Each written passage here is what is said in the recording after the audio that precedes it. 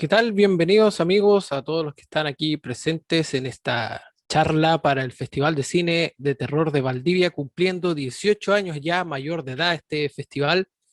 Y lo que vamos a ver hoy día es una comparativa entre la literatura y el cine.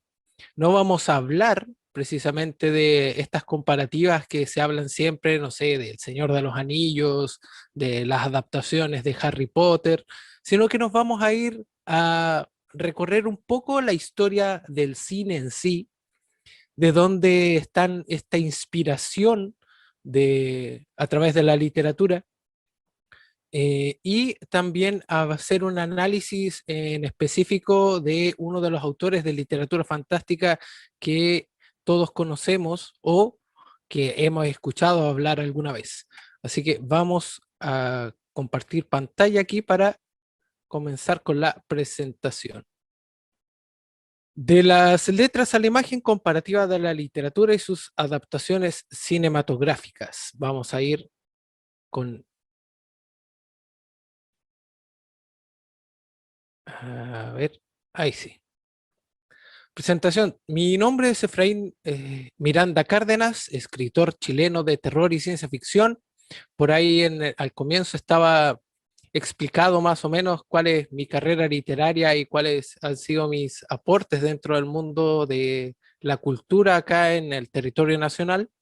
También he tenido varias participaciones a través de concursos y publicaciones en el extranjero, Perú, Colombia, Argentina y México sobre todo. Tengo muy buenos amigos allá, así que si hay alguien de México, un saludo para ellos. Un saludo también a mis amigos de Colombia que lo están pasando más o menos nomás en estos momentos, así que todo el apoyo y fuerza para ellos. Análisis comparativo entre la literatura y el cine. Como ya les dije, no vamos a hablar de la comparativa que siempre se hace de las películas que todos conocemos, sino que vamos a ir un poquito más allá. Y esto es parte de un estudio que realiza Estefanía Horta con la especialidad de lengua y literatura de la Universidad de Almeida en España. La introducción. Se puede decir que la era del cine se remonta a principios del 1900, en específico al 1895, cuando los hermanos Lumière en un sótano de París hacen las primeras proyecciones de lo que se conoce hoy como el cine moderno. Estas grabaciones, aunque hay gente que dice que Tomás Alva Edison lo hizo antes, pero todos sabemos que no podemos confiar en Tomás Alva Edison porque tenía la costumbre de robarse las ideas de otras personas. Así que vamos a hablar de eso. Sobre cuándo la literatura se conjuga con lo visual, se puede llegar a hablar por momentos eh, de su apoyo con el teatro aristotélico, en la época en que las epopeyas eran la forma de enseñar lecciones en los anfiteatros, uniendo el saber y el entretenimiento en una sola amalgama que marcaría la historia la historia humana hasta los días presentes.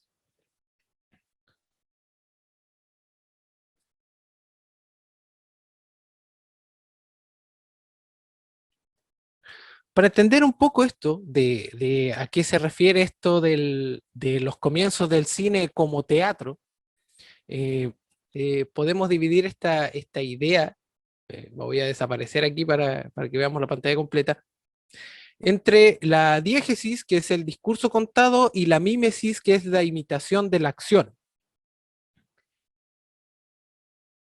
Eh, en términos simples, para que nos podamos entender de qué es lo que estamos hablando, podemos generar una comparativa entre alguien, por ejemplo, que practica la lectura dramatizada, en este caso una foto de Orson Welles, y ahí aparecí de nuevo, y, y quien practica el teatro. Entonces, podemos hacer esa comparativa ahí de con qué sería una diégesis y qué sería una mímesis.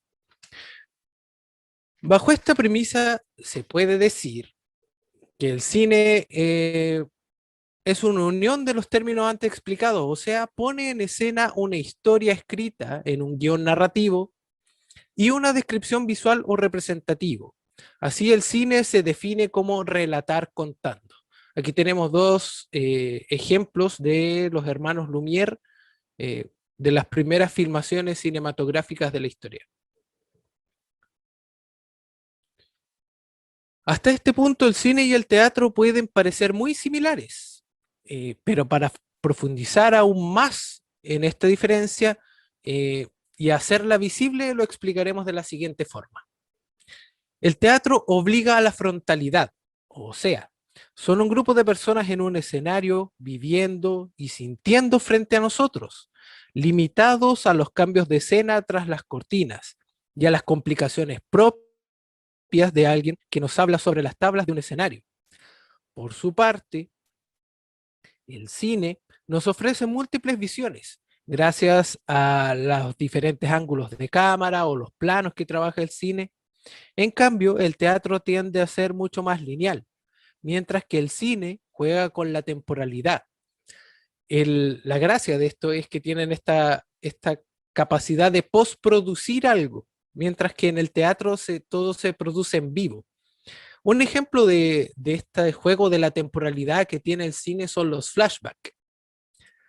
A su vez, el cine dispone de un montaje como medio narrativo, mientras que el teatro lo deja al ojo del espectador.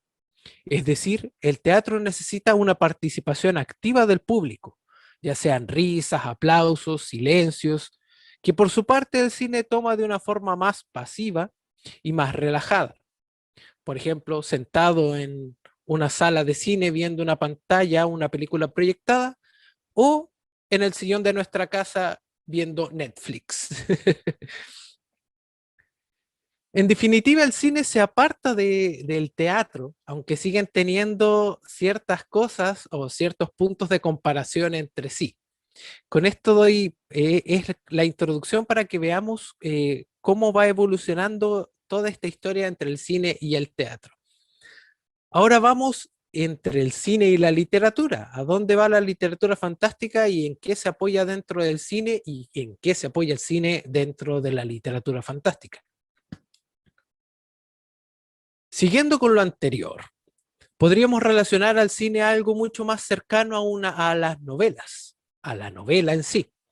Ambos usan una narratividad como eje de la historia y por tanto tienen la existencia de un narrador. Podemos establecer una relación entre la narrativa y el cine, o sea, contar historias.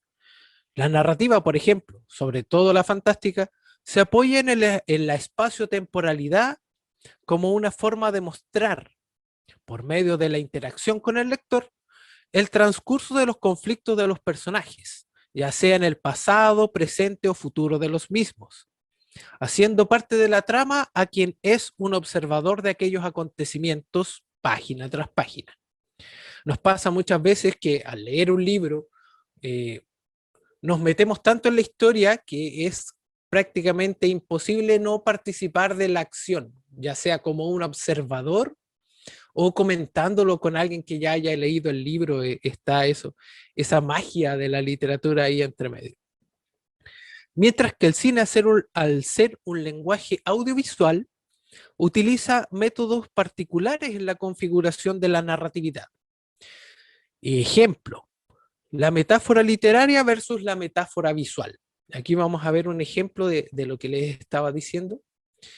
En este caso, la foto de Salvador Dalí, un ejemplo claro de esta comparativa entre la metáfora literaria y la metáfora visual sería eh, leer un poema que traiga recuerdos o vivencias en quien lo lee contra la representación visual del director de una película. Llevando esto a un plano un poco mayor y más detallado, el arte abstracto de Salvador Dalí y Luis Buñuel en El perro andaluz, una película de 1929 de una cooperación española-mexicana, en donde el artista visual logra por medio de una sucesión de imágenes aparentemente inconexas, aunque sí van contando una historia, contar una historia también usando música de fondo, que en este caso usaba la música de Beethoven y Wagner como acompañamiento para esta película, un plato que se come frío, como le digo yo. Ahí está Luis Buñuel, director mexicano, una pequeña secuencia del perro andaluz, donde podemos ver esta metáfora visual, porque vemos que la navaja, el hombre acerca la navaja al globo ocular, y a través también vemos la luna ser cortada por estas nubes y luego la acción de la navaja cortando el globo ocular. Puede ser una imagen un poco fuerte si es que alguien no la haya visto. Recursos como este son usados a lo largo del cine para generar desagrado o impacto en el espectador. De la misma manera lo hace la literatura, sobre todo la literatura de terror más inclinada al gore. Conocido también por esta comparativa es el caso de El Aro, que es una adaptación estadounidense de una película japonesa que se llama Ringu, y en donde también existe esta secuencia de imágenes, donde tratan de perturbar al espectador a través de estas pequeñas secuencias rápidas eh, para que tengamos esa predisposición a asustarnos dentro de lo que nos va a mostrar la película. Este lenguaje visual es propio del cine. Si bien la literatura también trata de mostrarlo con algunas escenas, podemos, no sé, eh, rescatar estas transformaciones de los monstruos dentro de la literatura, la aparición de estas criaturas, el cine lo lleva un paso más allá. Quizás deja de lado un poco la imaginación del lector, pero es propio del lenguaje visual del cine tratar de mostrar todo lo posible, pero también dejar algo al espectador. Tenemos ahí la portada de la película, la adaptación estadounidense, y la portada de la película original japonesa. Hablando de esto, refiriéndonos al principio del tema, no podemos dejar de hablar sobre un movimiento fílmico de la década de 1920 que terminaría por ser la base del cine fantástico como lo conocemos hoy en día, que es el expresionismo alemán. Tenemos una imagen de Metrópolis de Fritz Lang de 1927, y ahora vamos a entrar en un terreno un poco más llamativo, como lo digo yo, es el expresionismo alemán. Si yo les digo Nosferatu, es imposible no visualizar la sombra de un vampiro subiendo por las escaleras y acercarse a una puerta, o ver cómo entra en aquellos aposentos infundido y protegido por las sombras. Esta obra de cine está basada en una de las novelas fantásticas más conocidas, y yo creo que ya saben cuál es, y es Drácula de Bram Stoker, que a su vez se remonta a la historia ficcionada de Vlad Dracul, el hijo del dragón, o para los amigos, Vlad el Empalador. Entonces aquí podemos ver la comparativa de esta parte de la historia de la humanidad con Vlad Tepes, que inspira una novela que se llama Drácula y termina transformándose en esta película del expresionismo alemán, Nosferatu. Aunque hay ahí algunas cosas que se podían ir cambiando, pero este mito del vampiro es el que renace a través de esta imagen del vampiro Nosferatu. También tenemos, así también las novelas dan pie a películas. Podemos comparar también obras como El viaje a la luna, o, perdón, De la Tierra a la Luna de Julio Verne, y que termina siendo una película en los comienzos del cine que se tituló Viaje a la Luna. Conocida es la imagen que tenemos acá del cohete chocando en el ojo de la luna. También tenemos, siguiendo con esta comparativa dentro del cine, tenemos el caso de adaptaciones fílmicas de obras clásicas, como en este caso sería la Divina Comedia de Dante, o El Quijote de la Mancha de Cervantes, Frankenstein de Mary Shelley, hasta obras del clásico como La Odisea de Homero. Son perdón, son parte de la inspiración que lleva a la literatura a transformarla en imágenes. Para los que no tengan la opción de leerlo, también lo pueden visualizar. Y tenemos otra imagen de la Divina Comedia. Posteriormente, el cine encontraría su camino en obras originales y guiones propios de escritores de cine. Y ahora vemos muchas obras originales que no necesariamente tienen que estar basados en una novela, pero sin embargo la parte en que tienes que escribir un guión de cine también es súper importante, tener ese bagaje, haber leído algunas obras, haber entendido cómo funciona la literatura para poder transformarla claramente en una obra visual. Siguiendo con esto, la ciencia ficción tampoco se quedó atrás en cuanto al tema de adaptaciones literarias al cine. Como es el caso en este caso, valga la redundancia, de un cuento de Arthur C. Clarke, del maestro Arthur C. Clarke, llamado El Centinela, y del cual Stanley Kubrick bebe y se alimenta para crear este 2001 Odisea en el espacio, la cual a su vez después forma una saga de novelas escritas por Arthur C. Clarke también, basándose en su texto original, que sería 2001 Odisea en el espacio, 2010, 2061 y 3001. Son estas cuatro obras inspiradas desde este cuento, El Centinela, que pasan a 2001 Odisea en el espacio y terminan siendo una colección de novelas. Otro exponente de estas de interacciones como esta es el otro de los grandes de la ciencia ficción, que es H.G. Wells. Ahí tenemos una secuencia de 2001 Odisea en el espacio de Stanley Kubrick de 1968. No voy a entrar en detalles de la novela ni de la película, eso puede ser tema para otra charla. Como les decía, otro de los exponentes de estas interacciones entre la literatura y el cine es H.G. Wells, con historias como La Guerra de los Mundos o La Máquina del Tiempo, que ambas han sido adaptadas varias veces al cine. Ahí tenemos una portada del libro de La Máquina del Tiempo de H.G. Wells. Y aquí podemos ver una secuencia de La Guerra de los Mundos, un fotomontaje y la última adaptación de la película hollywoodense de La Guerra de los Mundos, y portadas de los libros de H.G. Wells, con estos trípodes que todos conocemos y que según H.G. Wells parecían un banquillo de ordeñar gigante cruzando los campos. Vamos a la segunda comparativa, donde ya vamos hilando más fino, y en este caso el terror literario y su influencia en el cine. Cuando hablamos del terror literario, es obvio que hay muchos escritores, y sobre todo para quienes participan de este festival de cine de terror, hay muchos que ya conocen de quienes vamos a hablar, pero también lo vamos a pasar muy por encima, porque no quiero profundizar tanto en cada uno de los escritores, porque para eso podemos generar otra instancia.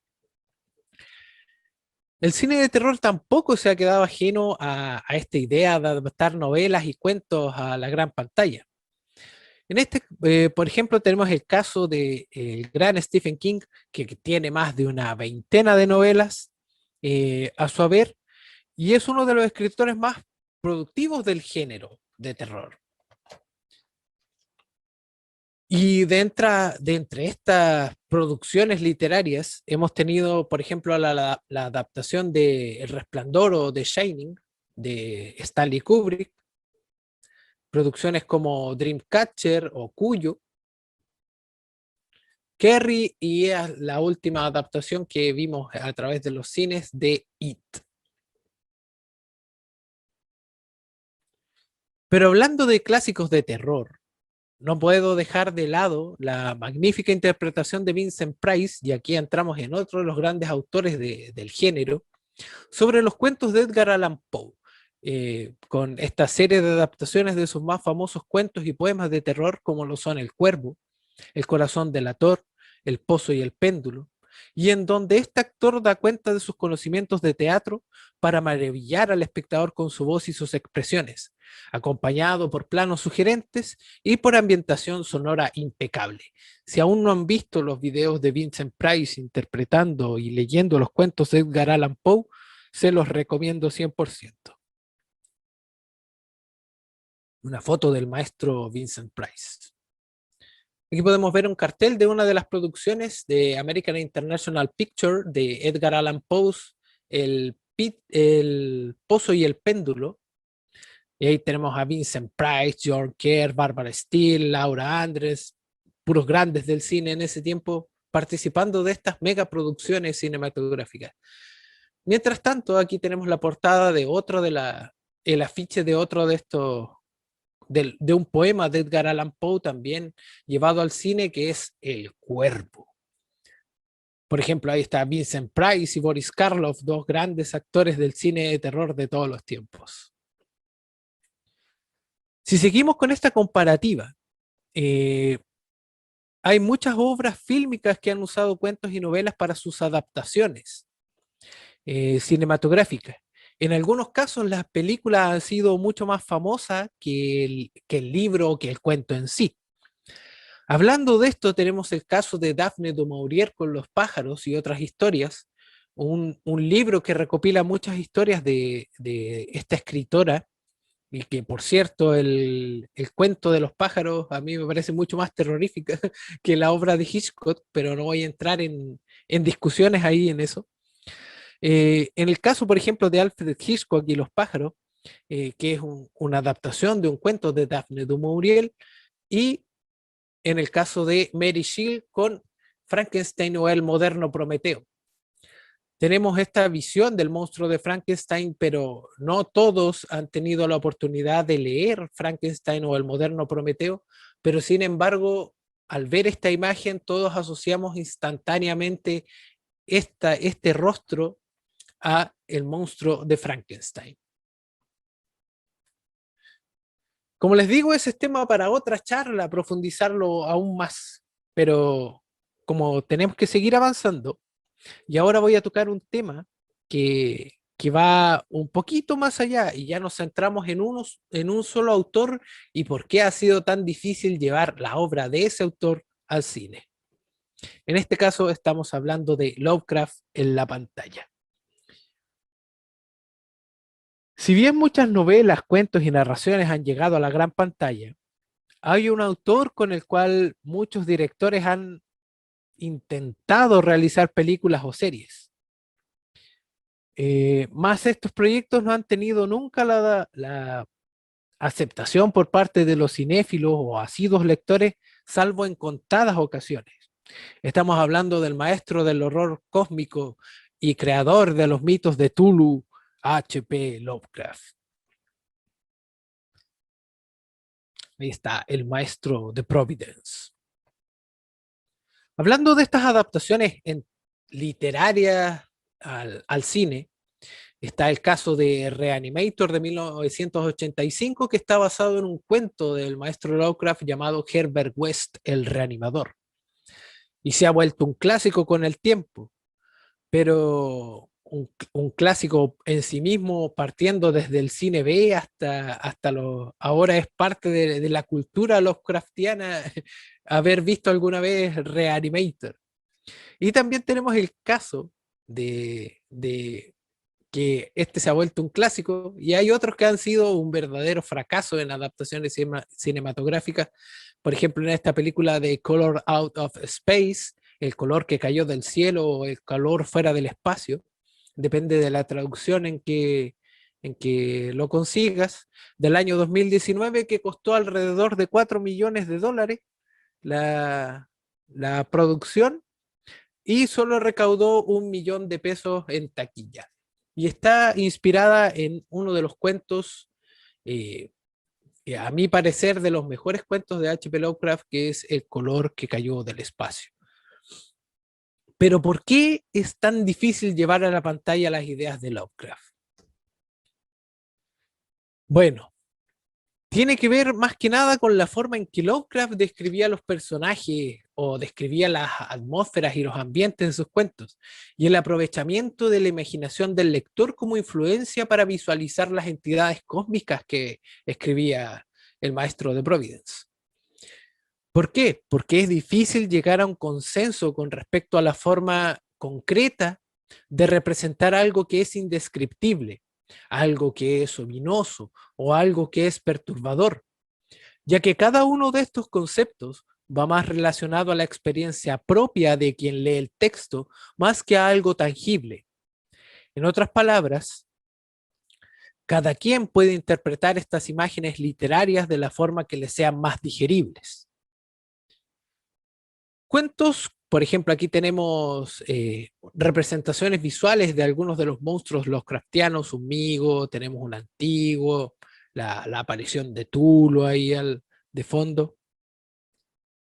Pero, por ejemplo, en cuentos como El Innombrable, se describe claramente el ambiente y la atmósfera del relato, pero en cuanto a la descripción del personaje deja muchos cabos sueltos.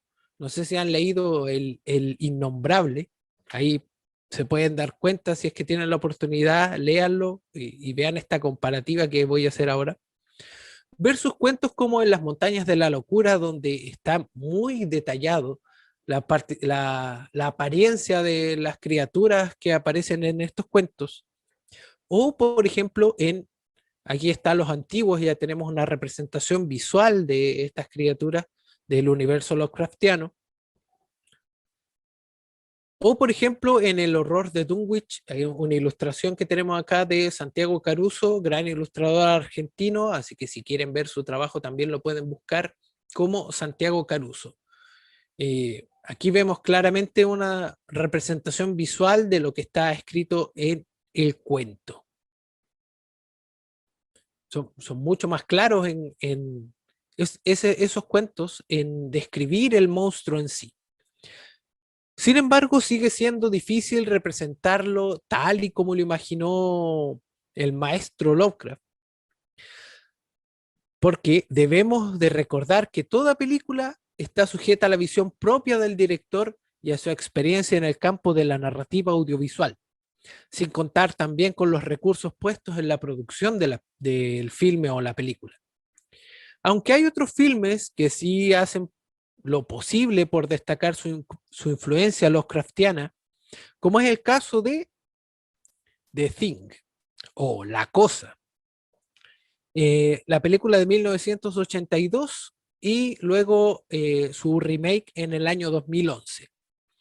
Aunque aquí el monstruo no tiene una forma definida y cambia de acuerdo a los requerimientos de la trama, es muy clara la influencia Lovecraftiana dentro de la creación de esta criatura. También ocurre en la Antártida como en las montañas de la locura, así que se nota desde lejos la influencia Lovecraftiana.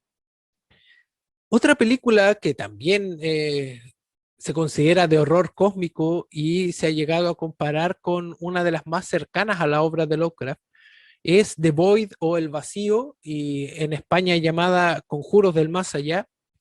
También es un buen ejemplo de cómo lo indescriptible puede ser representado hasta cierto punto dentro de la pantalla, usando también esta temática de la secta, y de esta influencia Lovecraftiana de tratar de traer a este lado del umbral estos seres como Yog-Sothoth. En cualquier caso, eh, y como ya lo he mencionado antes, toda adaptación estará limitada por la visión y comprensión del realizador. Y hablando del maestro Lovecraft, es muy difícil que alguien logre una conjunción real entre lo innombrable y lo material.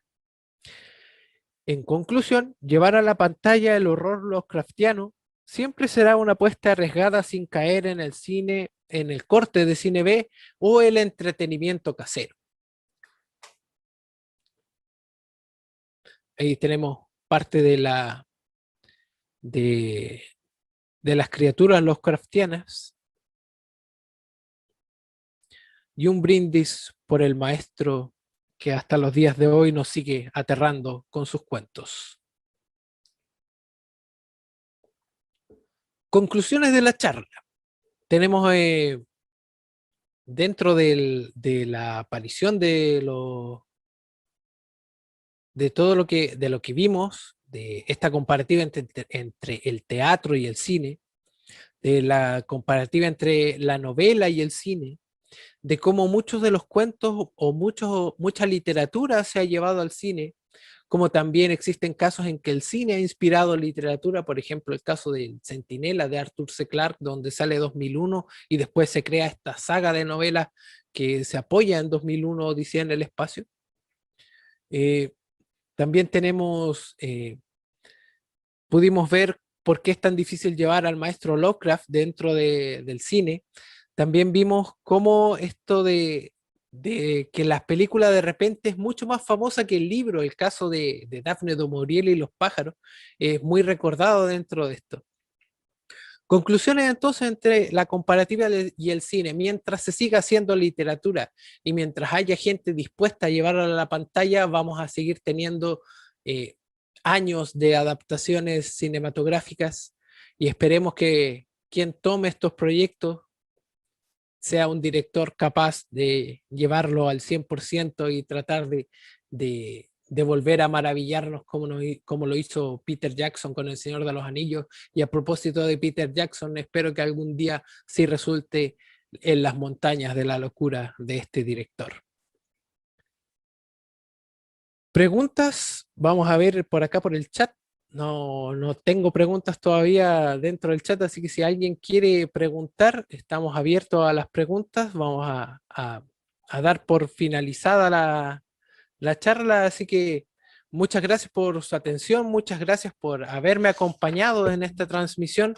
Espero que haya sido de su agrado y hayamos aprendido un poquito y también comprendido un poco más acerca de esta relación entre la literatura y el cine. Que siempre es bueno dentro de esto de intentar llevar una comparativa, de intentar de tomar las ideas de alguien para llevarlo a la pantalla, por ejemplo en la producción de un corto.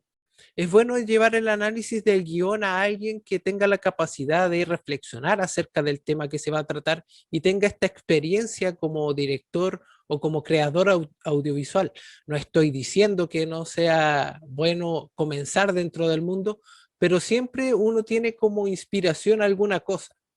Y no sé, Stanley Kubrick movió mucho dentro del cine con su innovación de ángulos, lo hizo Hitchcock con estos planos gigantes dentro del cine, y la forma en que relataban las historias, estas adaptaciones literarias, no sé, Psicosis, Los pájaros, dentro de los cuentos también se puede llegar a transformar, no sé, viste una película y te inspiró a transformarlo en un cuento, también se puede manejar muy bien siempre y cuando se tenga la experiencia. Y si no se tiene la experiencia, se adquiere. No hay ningún problema con eso de demorarte años en producir algo si lo que tú quieres hacer está bien. Tengo una pregunta de Manuel Tejeda que dice, ¿cómo se puede adaptar un libro o un cuento que tiene muchos pensamientos o es muy introspectivo mentalmente, más que diálogos hablados? ¿Y qué ejemplos puedo encontrar de eso en el cine? ¿Cómo adaptar eso? Hay muchos cuentos que están vistos desde el interior de la mente de este personaje, no sé, dentro del cine es mucho más cercano al cine experimental.